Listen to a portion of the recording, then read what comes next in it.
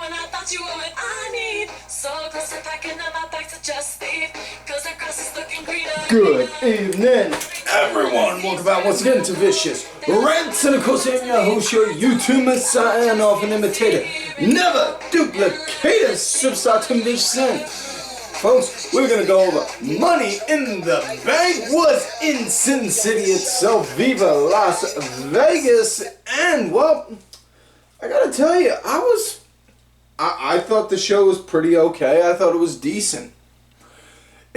No pre-show matches, and you know, I've noticed that ever since like Mania-ish time frame, maybe a little, no, like around maybe beginning of 22, just gotta say, you know, they haven't really done pre-show matches anymore, so, but it started off with the women's Money in the Bank ladder match. Becky Lynch, needed heart pills, Asuka, Liv Morgan, Raquel Rodriguez, Lacey Evans, Shotzi, and Little Miss Alexa Bliss.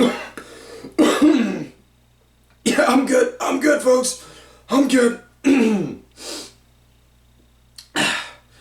Okay, so, as far as this match went, man, it started out, everyone cleared out of the ring to go for ladders right away, except for Becky and Asuka, which, that was where the main primary story was. That's where the main meat in this match was.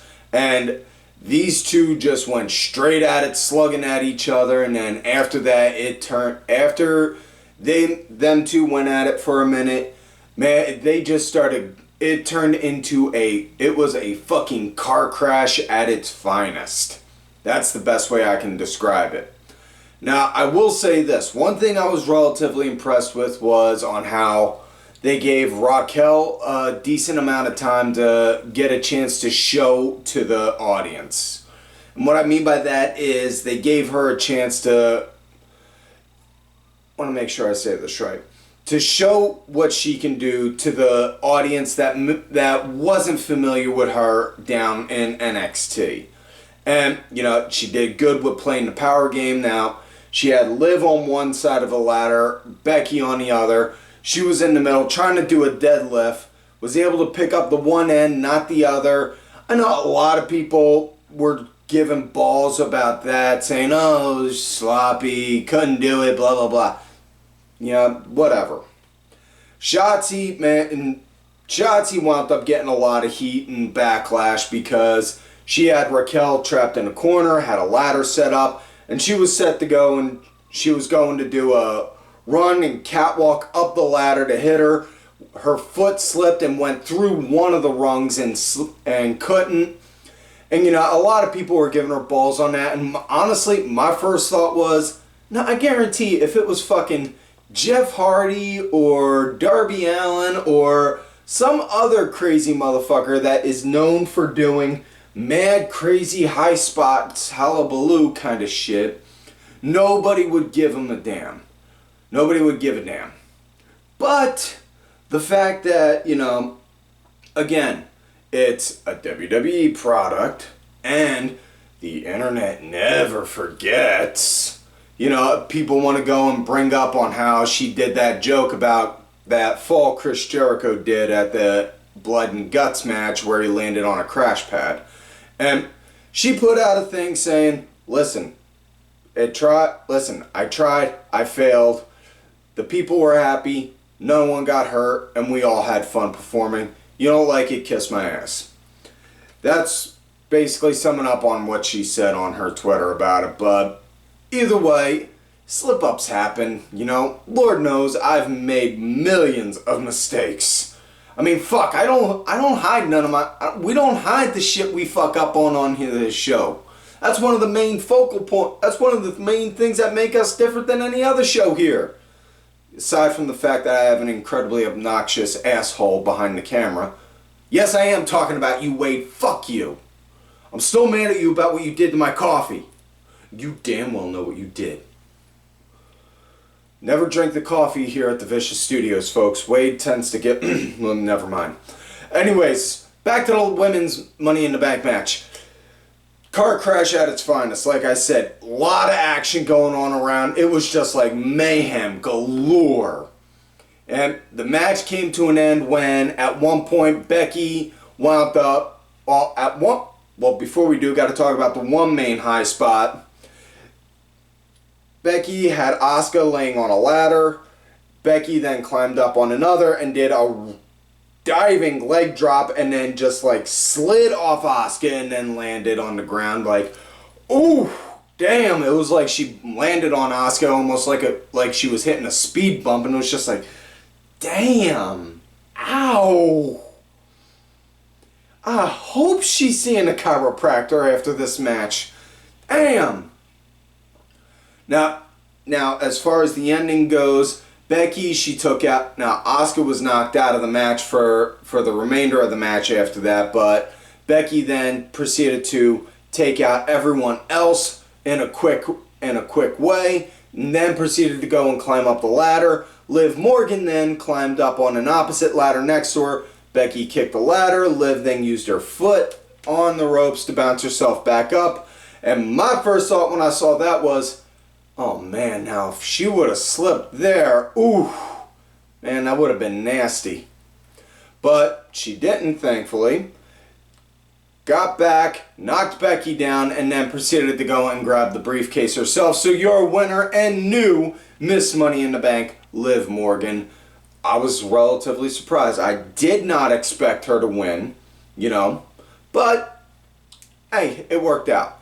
Next up, we got Theory going against Bobby Lashley.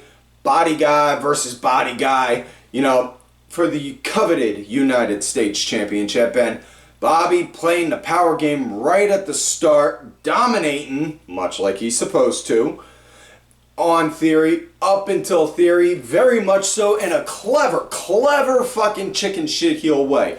Bobby going for a running start at Theory, and then Theory just drops to the ground and curls up in a fetal position. And then Bobby just stops dead in his tracks. He's looking like, the hell is wrong with you? And he's just looking down at him like that, and then Theory then, boom, kicks out one of his legs and then starts getting on him. So I thought that was really damn clever. That is some really good that's some good heel shit right there. And, you can't argue on that. Now look, you could say what you want about Theory as a person, and I make this argument all the time. Doesn't matter if it's Theory or any other guy out there that did wrong. Learn to separate the person from the character they're playing. No different than you may not be a fan of Alec Baldwin. You may not be a fan of Alec Baldwin the person. But hell, that's not to say you may not like a movie he was in and think that could be one of your favorite movies. Even though it has a person you don't like in it and they're a prominent character in it. Same thing. Learn to differentiate between the performer and the character they play. But, damn good match. I thoroughly enjoyed it. It was really good. Match came to an end when Theory wound up actually hitting a spear on Lashley and then called for the finish, saying he was going to go for the A-Town. Had him up for the A-Town. Lashley then proceeded to get out and then, boom, popped in the Hurt Lock, had it on him. And your winner and new U.S. champion, Bobby Lashley. And so next up we got another women's match. Yeah, good thing I took my heart pills before we started recording. Carmella going against Bianca. Excuse me. I'm good now. Probably going to get a brain duster for this. Carmella versus Bianca. Really nice back and forth with Bianca really leading the pace. And it was a decent match. I dug it, Especially on the commentary on how, Corey Graves is obviously showing bias towards her.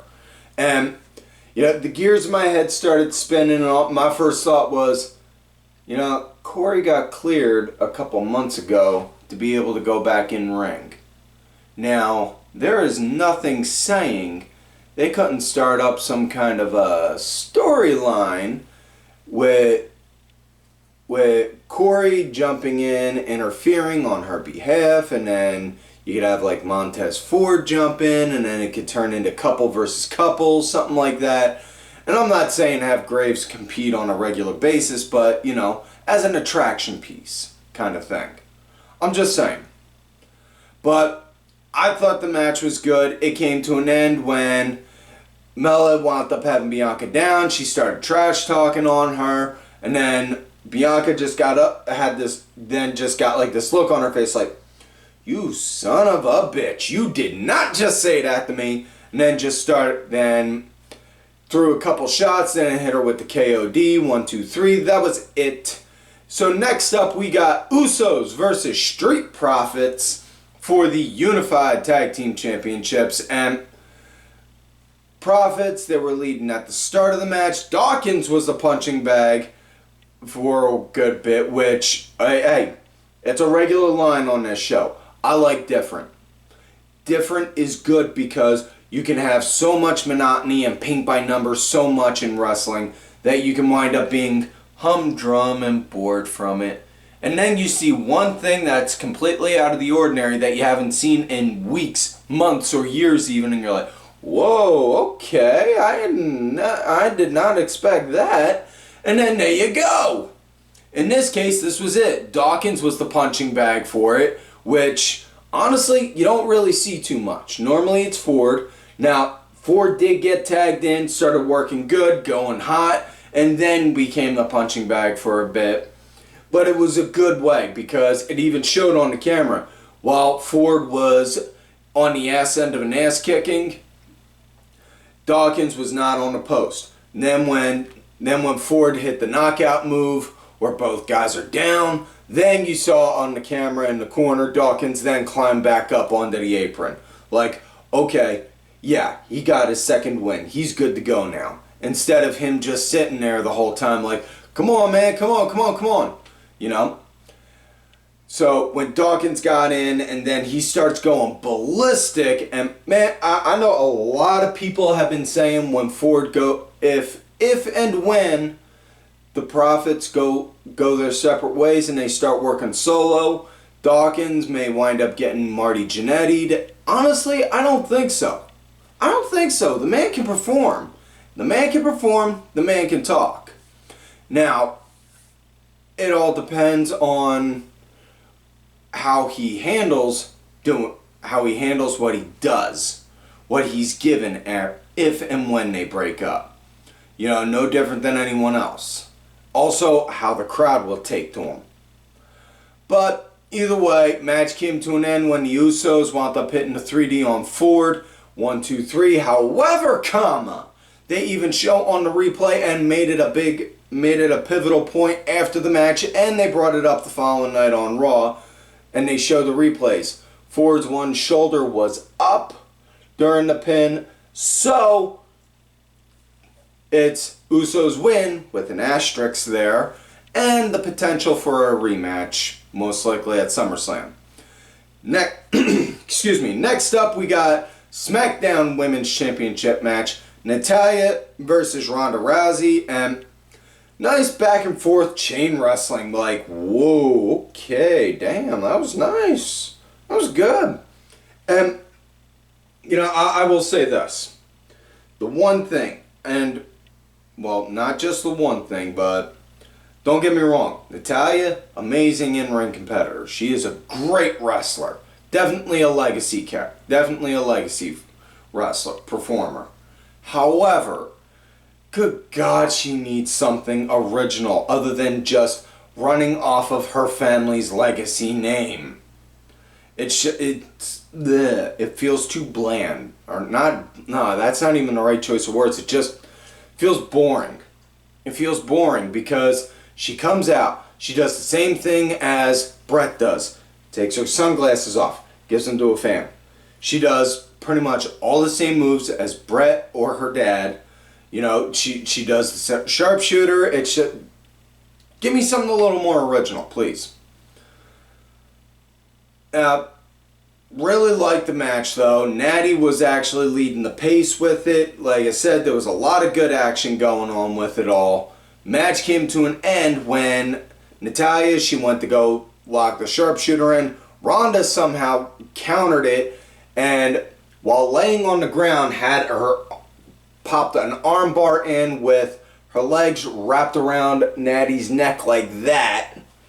And then after a few seconds, which I cannot argue on this because this is my favorite kind of way you tap out on a submission. She held on for a few seconds like, yeah, I give.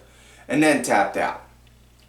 So, which, honestly, I just feel like that gives a little more sense of realism instead of just the second it's locked in, I give.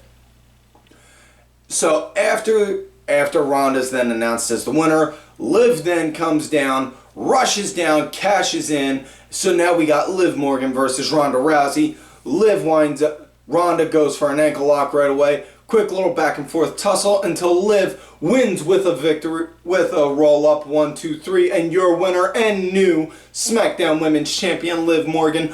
All the Liv Morgan fangirls cried infinite tears of happiness and joy over it all. It was just so beautiful. Like I said, I was surprised. I didn't expect it. I'll say this though, I am hoping she gets a decent run. Now, when I say a decent run, I'm not talking like a 6 to 8 month or 5 year title reign. No.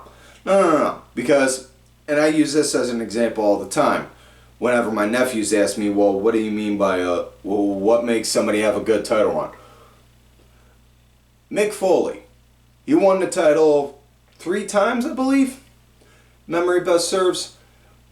Accumulated grand total length of all those title reigns was roughly just over 30 days. But everyone remembers he was a world champion. Everyone remembers the matches he had as a champion. Not all of them, but they remember the main matches. You don't need to have a long reign. You just need to have a historic reign. You need to have matches that make people go and say, hot fucking damn, that was good. That's all you need. That's all you need, honestly. So now we come to main event of the night. Men's Money in the Bank match. Riddle versus Seth Rollins versus Omos versus Madcap Moss, who got added last minute on SmackDown in a last chance battle. Fatal 4-way versus Sami Zayn versus Sheamus versus Drew McIntyre. And then Adam Pearce came out saying, since we're in Las Vegas, let's up the odds and let's up the ante and up the odds by adding a new player to the match, introducing the next challenger for the match, Theory. And then Austin Theory comes out. So now Theory is added to the Money in the Bank match. And right at the start, Omos was leading right at the start, decimating everyone. And as great as that was, one thing I couldn't get my eye off of, why the hell was he wearing a G-Unit tank? Why the hell was he wearing a G-Unit tank top? I mean, seriously, man, get like an Under Armour sleeveless shirt. Get like an Under Armour sleeveless compression shirt and just wear that out there, man. You know? That's me. But either way. Omos was leading at the start. Very impressive, very dominant. I fucking loved it. I think, if memory best serves, Kevin Nash was saying before everything went to shit with COVID, he was going down there and he was doing a lot of work with Omos, helping teach him on how to work like a big man. I'm really glad to hear that, and I hope that all that stuff pays off for him down the road. Now, as far as the match itself, man, this was a car crash also, much like the women's one, but it was a different kind. It was a different kind of car crash. And by that, I mean, saw a lot more, well, to me, I saw a lot more wrestling-esque like moves being performed in it. Now, I'll say this. Sheamus, man, fuck me. He was fucking brutal. He was fucking brutal out there. It was mayhem all over at its fucking finest, but damn, this was a damn good match. I thought it was good. And I say all the time, man, when you do that kind of match, that's like fucking Demolition Derby. You know? That's just it, plain and simple. Surprisingly, at no point was there any ladders smashed and bent in half.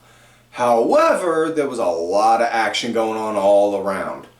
So the match came to an end when, just as Riddle, he's climbing up, and it looks like he's about to get it. Next thing you know, Theory comes out of nowhere, takes out Riddle, knocks him down, unhooks it, grabs it, and then, so your winner and new Mr. Money in the Bank, Theory, and then of course he celebrates. Click, click, click, click, click, click, click, click, taking a couple selfies while holding the Money in the Bank. The following night on Raw, he wound up making it perfectly clear. At SummerSlam, he's challenging Bobby Lashley for a rematch for the coveted United States Championship. And then afterwards, when he wins, he's going to beat whoever wins against Roman versus Brock at SummerSlam. So that way he'll be a double champ. Good luck with that, kid. You're going to need it. So, either way, folks, that is it for this week's show. So please don't forget to like the video, subscribe to the channel, go back, watch some of the other episodes when you can. Look for me on the Twitter at TimBitches. Thank you to my executive producer, Ollie Ray Ben, who did provide the music for this week's show. Make sure y'all check it out. It's out there on iTunes, Spotify, SoundCloud, YouTube, all of that good shit. Details are down below. Also, thank you to contributor of the show, LFC Lingerie Fighting Championship. They're a little bit of wrestling, a little bit of man, a whole lot of attractive women wearing a little bit of nothing.